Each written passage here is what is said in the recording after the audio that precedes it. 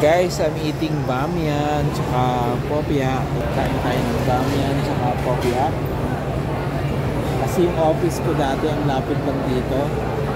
Naglalakad lang ako pag lunchtime dati. So ito yung popya, ito yung bamiyan. Kaya naalala ko, sabi ko sa pamangkin ko, bilan niya ako ng bamiyan.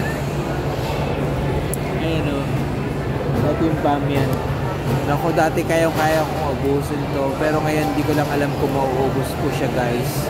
Sobrang dami ng serving niya. Ang laki-laki, ayan. Siyempre, may kasamang chili. Yun lang, guys. Napakasaya ko kasi kaya niya imagine. Hindi ko akalain na makakain pa ako dito sa place na to. Kasi, before, akala ko din na makakabalik ng Singapore. Pero ngayon nakabalik ako. And nakikita niyo yung daming dumadaan, no? Iba't ibang lahing dumadaan dito. So guys, mag-enjoy kayo dito talaga, definitely. At ang dami niyong pagpipili ang pagkain.